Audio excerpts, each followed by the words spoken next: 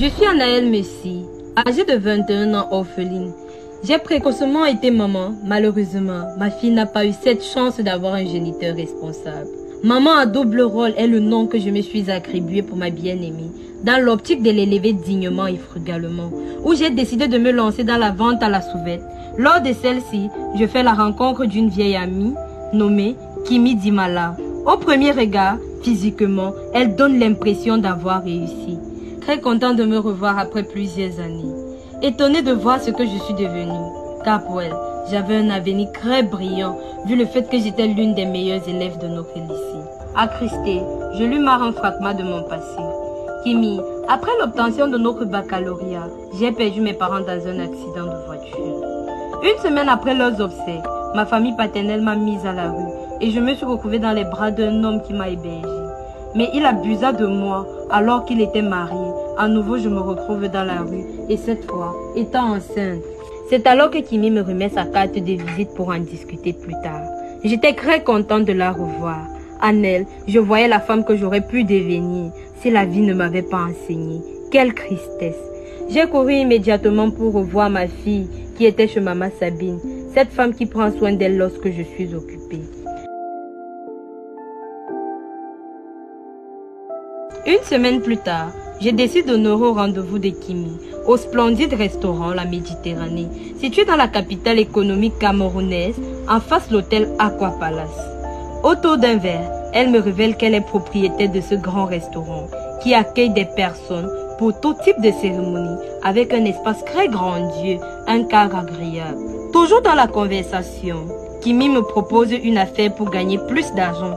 Celle-ci consistait à lui apporter 15 couches jetables de bébé déjà usées tous les samedis pour une somme de 250 000 francs. Quelle joie! Waouh! Par curiosité, je lui demande quelle était l'utilité de celle-ci. Elle me répond qu'elle est en partenariat avec de grands laboratoires qui font des analyses sur ceux-ci. Mais elle m'interdit strictement d'apporter les couches de ma fille ou ceux des enfants de mes proches. J'accepte très fièrement sa proposition, sans trouver d'inconvénient, car cela pouvait me faire gagner beaucoup d'argent. Mais le temps me tenait au cou qu'il fallait que je m'en aille rejoindre ma fille. Mais elle me rappela à nouveau de ne pas apporter les couches de ma fille ou ceux de mes proches. Le lendemain, je me lance dans ma nouvelle affaire. Celle-ci semblait très facile pour moi car je couvais des couches un peu de partout.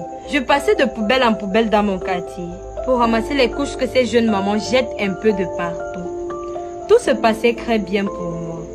En ce moment, ma fille elle était avec maman Sabine, cette femme qui s'occupe si bien d'elle à mon insu, qui est devenue pour elle une grand-mère. Quelques heures plus tard, je me rends dans son restaurant. Sublime, très sublime, très ravissante, munie de son paquet. Cependant, Kimi est en train de faire la mise en place de son restaurant. Elle m'offre une accueil très chaleureuse et me demande pourquoi est-ce que j'ai accusé d'un retard. Je lui réponds et je m'excuse. Je lui remets son paquet et elle vérifie si tout était exact. Très contente d'avoir reçu sa marchandise, elle plongea sa main dans son sac et sortit de là une grosse somme d'argent. Waouh, waouh! J'étais très heureuse et je n'en croyais pas mes yeux, car c'était la première fois pour moi de toucher une aussi grosse somme d'argent. En plus, je l'avais gagnée d'une manière très facile.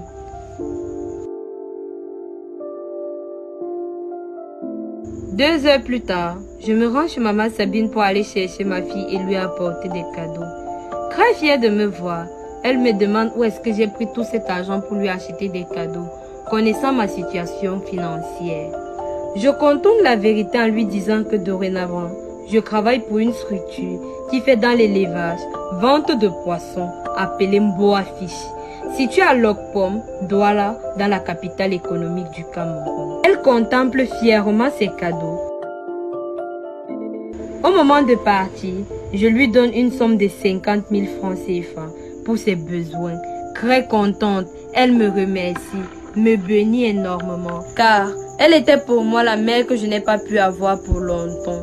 La grand-mère de ma fille, elle me prenait pour l'enfant qu'elle avait engendré. Un mois plus tard, je continue mon boulot qui était très facile, car j'avais déjà repéré les maisons où il y avait des bébés, dans le but de passer plus tard ramasser les couches, sans toutefois attirer l'attention, ni gêner des gens avec du bruit. Ce jour n'était pas très facile pour moi comme tous les autres, car j'étais déjà passé dans tous les endroits où j'avais l'habitude d'en trouver. Je suis même allée fouiller dans la poubelle, désespérée, car j'avais 14 couches et il m'en manquait une. Alors, je décide de partir voir ma fille chez Maman Sabine, celle-ci qui l'a gardée à mon insu.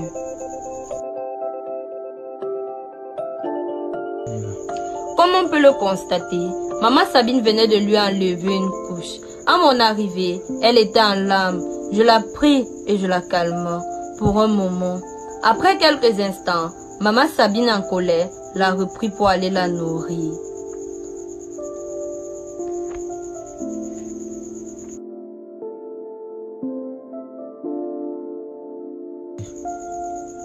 Assise, très désespérée, je vérifie le nombre de couches que j'avais et c'était toujours 14. Il m'en manquait une. C'est alors que je décide de prendre la couche de ma fille pour la compléter à ma livraison. Mais qu'à cela ne tienne, je me rappelais de ce que Kimi m'avait dit, de ne jamais prendre la couche de ma fille ou d'un de mes proches pour compléter mes livraisons. Je ne trouvais aucun inconvénient, car d'après ses dits, elle les utilisait pour des expériences dans des laboratoires. 5 jours plus tard, je viens chercher ma fille chez Maman Sabine. Mais à mon arrivée, surprise, je la trouve assise à même le sol en pleurant. Elle me montre juste une direction vers l'intérieur. Arrivée, je trouve ma fille couchée, toute raide. Je ressors et je lui demande ce qui s'était passé. Sabine me répond qu'elle a trouvé ma fille décédée, qu'elle ne sait réellement pas ce qui s'était passé. Le cœur meurtri, désespéré, en pleurant, car elle était tout ce pourquoi je me battais au quotidien tous les jours. C'est alors que je me souviens immédiatement que lors de notre première rencontre, Kimi m'avait strictement interdit d'apporter les couches d'un de mes proches, encore moins ceux de ma fille. C'est où je comprends la véritable utilité de ces couches et la provenance de tout son luxe. Je raconte alors ce qui s'était réellement passé à Maman Sabine et la provenance de tout mon argent et de tous les cadeaux que je lui offrais. Maman Sabine, déçue de moi, avec toutes les valeurs qu'elle m'avait inculquées, aujourd'hui, je suis la cause de la mort de ma propre fille. Le but de cette vidéo est de sensibiliser les mamans qui passent le temps à jeter les couches de leur bébé un peu de partout. Sachez que d'aucuns les prennent pour faire des pratiques occultes, voire prendre les chances de vos enfants, qui peuvent passer de vie à crépin. J'espère que vous avez aimé la vidéo. Likez, partagez, abonnez-vous pour qu'on vous en donne plus. C'était pour vous, Anaël Messi, Luciano Tolale, génie de la caméra. Job de l'international, notre parrain.